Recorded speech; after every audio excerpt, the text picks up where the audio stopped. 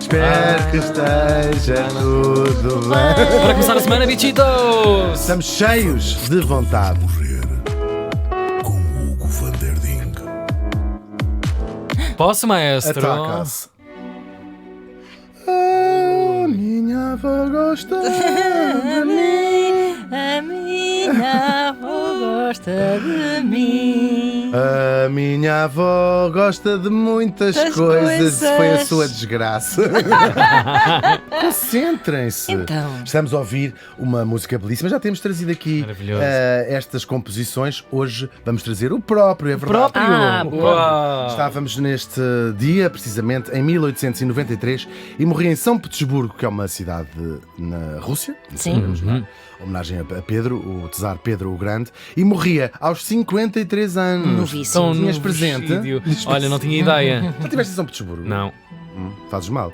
O compositor russo, claro, Piotr Ilyich Tchaikovsky. Tchaikov. Tchaikovsky. Chai? Não, café. Muito chique. Muito chique. Piotr, que é Pedro na vida real. Na vida real, não. Na vida real é Piotr, em português. Ele nasceu em 1840 em Votkinsk. Que? Em Vodka's-land. Era em que a mãe estava quando ele nasceu, se calhar. Isto fica claro na Rússia. Nasceu numa família bastante benzinho, sim. Tão benzinho que, apesar dele ser um prodígio musical desde criança, acharam pouco próprio a ideia de que ele fosse músico. Era uma família assim de militares, era assim uma gente, o avô tinha sido governador não sei de quê, do Banco de Portugal. Sim. Do Banco de Portugal. Estranhíssimo que Não, mas seria, era assim uma gente bem instalada. Certo. Agora, e portanto foi ser funcionário público, alto funcionário público da administração. Pois a noção de aqui não é, é um cargo. Sim, claro. Coisa de corte, quase. Não é tipo isso é ali com a minha Sim, colega, sim, assim com sim, o casaco sim, pelas sim. costas. Não, Ah, é este uma aqui não coisa- se lava as mãos. Não, ele começa, trabalha no Ministério de não sei de quê e depois vai sendo. Graduado. Por acaso, eu não sei se não houve uma altura que na Rússia havia o Ministério não sei de quê, pesquisar, já não sabia mais o que havia de fazer. Exato. E a aristocracia era muita gente. Pois, a máquina é grande. O ministro não sei de quê, ministro mais disto e daquilo. O que é que tem a dizer sobre isto? Olha, sobre isso eu tenho a dizer. E havia as reuniões de Assim, ministros a assim, dizer, assim. não se me sei. oferece dizer nada. É, curiosamente, o meu próprio título ministerial. Bom, ele lá foi sendo promovido. Agora, como sabemos, não é por isso que o trazemos aqui, por ter sido um exímio funcionário público. Que teria sido seguramente. Claro. Até que ele apanha uma oportunidade, ainda é bastante jovem, para ir estudar para o Conservatório de Música, uma coisa muito recente, tinha acabado de ser inaugurado, e portanto ele vai para lá. E a educação musical que ele vai receber é ao gosto ocidental. Tinham aberto um conservatório, vou inventar, mas à moda de Paris, ou uma coisa assim. E portanto, a maior parte dos compositores, eu vou dizer todos os compositores, pelo menos os famosos na altura, eram à moda russa, portanto achavam aquilo tudo, eram estilos musicais muito diferentes, de tradições muito diferentes, da Europa Ocidental ou da Rússia. E, portanto, a sua obra como compositor vai ser precisamente marcada, e nós, se prestarmos atenção a isto, percebemos exatamente entre a mistura entre a música ocidental, erudita ou clássica que se fazia, e a tradição russa, claro.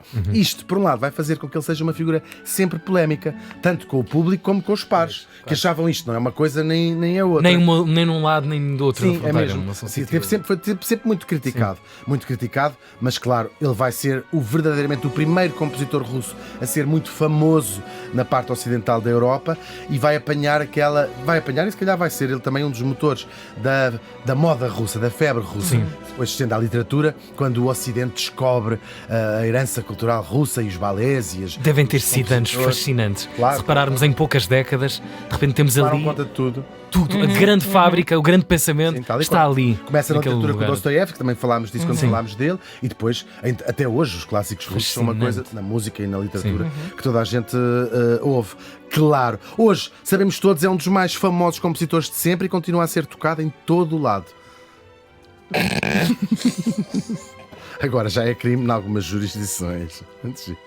Não, é verdade, faz parte dos repertórios de tudo Claro. e mais alguma coisa. Ele foi extremamente prolífico, compôs muitas coisas em muitos géneros diferentes, tem uma ópera e tudo, mas eu acho que não existe quem não tenha ouvido, pelo menos, as suas composições para bailado, este Lago de Cygne, que estamos a ouvir, o Lago dos Cisnes, e o Quebra-Bilhas também, uma que passa sempre no... É o Nozes. Nozes. Nozes. Muito giro. Bom, Tchaikovsky, caralho. coitadinho, Quebra-Bilhas. Gravíssimo! Era um restaurante no Campo Grande bem bom. É verdade, havia, era bem um restaurante regional. Além de compor, ele também dirigia, portanto, dirigia as orquestras, só que tinha um medo épico de palco, tinha que se agarrar à cabeça, achar que ia cair, era um homem muito complexo. Agora, se isto tudo vocês já sabiam, ou pelo menos imaginavam que fosse, vamos falar um pouco da sua vida pessoal, que não é menos interessante. Ele viveu, contado por ele, uma paixão muito novo por uma cantora de ópera, uma história que acaba mal porque ele tinha um péssimo feitio e foi um bocadinho injusto e não sei o que, ela foi-se embora. Depois ele casa, o casamento também não correu bem, e talvez nunca tenha vivido a sua verdadeira orientação sexual, que ele manteve, não propriamente em segredo, mas não explorou ao longo da sua vida. A sua relação mais fascinante, já trouxemos aqui ela e hoje falamos também a propósito dele, é com a sua mecenas Nadezhda von Meck. Talvez se lembrem disto. É uma milionária muito excêntrica, muito particular, uma mulher que tinha uma fortuna enorme. Sim, é incrível mesmo esta história. E vivia praticamente como uma ermita, não saía da sua casa. Já me lembro desse ponto. Tinha um pau grande para bater nas criadas à distância. Sim.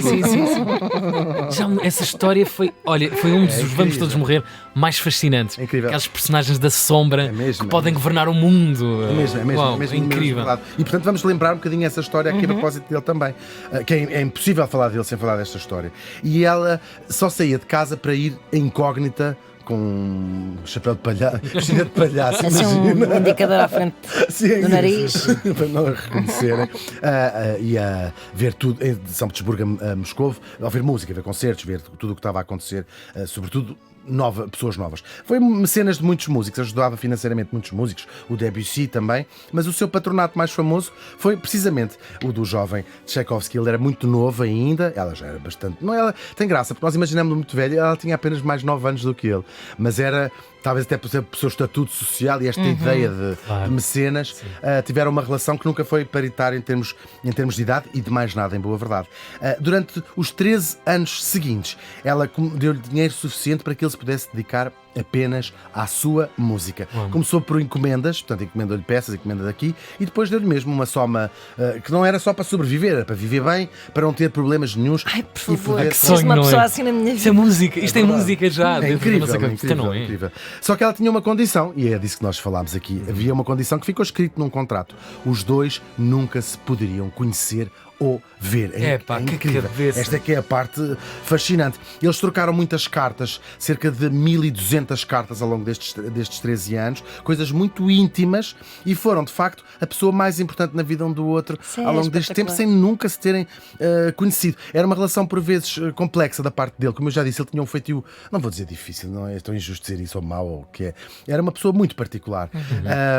E, de facto, nunca se viram. Eles falam, são cartas muito interessantes, onde ele fala da sua visão sobre a música, sobre a arte, e depois muito pessoais. Ele tinha tido uma relação complexa com a mãe e ela vai ser o substituto da sua mãe. Há uma relação muito confessional, íntima. não é? Sim. Mas cartas muito íntimas mesmo.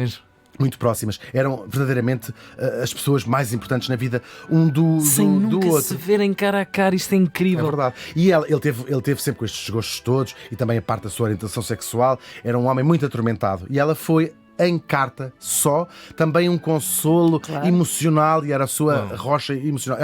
É uma história incrível mesmo. Houve duas pequenas exceções. Ele chegava a passar férias dentro, não na casa dela, mas da propriedade dela. Tinha a casa principal e teria outra casa, e há um dia em que eles se cruzam. Lembra-se dessa história? Contaste isso do outro ponto de vista. Sim. Ao longe, e só se baixam a cabeça um ao outro, mas já estavam longe, não é? Ela passou no jardim, ele estava mais ou menos, vou dizer, uns metros valentes, e ele escreve-lhe uma carta. Existe essa carta a pedir-lhe desculpa e dizer que foi de propósito, foi sem querer, aliás, porque eles tinham horários para poderem... Ela, por exemplo, comprava um quadro de Matisse ou o que seja, e dizia-lhe assim: você tem que viver este quadro, então venha às 3 horas à minha casa, e ela não estava, e ele ia ver o quadro, depois escrevia-lhe, dizer... É incrível, é mesmo. Será que isso era uma patologia depois, ou seja, hoje, passados estes anos todos, será que há um termo, há um contexto patológico para uma pessoa que não quer ver? Ou seja, ela também se deu nessas cartas, desenvolveu relações com essas pessoas. Sim, não era só dinheiro, pode ter começado como não quer influenciar a arte dele, eu não quero que ele me conheça como pessoa. Depois às tantas já não tens volta a dar, aquilo já está feito, já é um molde. E digo, ela tinha filhos, isto foi mesmo na alta sociedade russa, isto era uma relação muito falada, tipo, que raio de história é esta? Portanto, não era uma coisa, era um escândalo público, não era um escândalo, era uma coisa muito fora, e é muito fora para nós todos. E depois viram-se uma outra vez num teatro, aí calcula-se que terá sido arranjado por ela, mas também à distância, não se falaram, baixaram só a cabeça. Talvez ela tivesse curiosidade em vê-lo ao vivo, ver a cara dele, claro. Muito impressionante. E depois, claro, eles até tentam selar as coisas com um casamento, uma filha dela com um sobrinho, assim, umas histórias. Mas a coisa corre mal, e a relação, zangam-se aquilo tudo e acabam por se zangar. E a certa altura ela escreve-lhe a dizer que lhe vai cortar a mesada. Ela diz: estou falida, não tenho dinheiro. Depois também diz que estou doente do braço, não consigo escrever e não confio a ninguém, não posso mandar ditar um as cartas. forte. Começa-lhe a fazer isso, sim.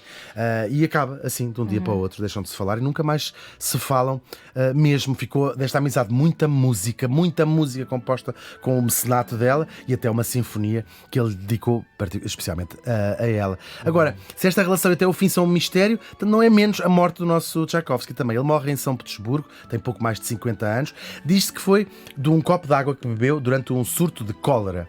Mas muitos biógrafos dizem que não é verdade e tentam mostrar porque é que não é verossímil que isso tivesse acontecido, e acreditam que ele terá tirado a sua própria vida. Nunca vamos saber.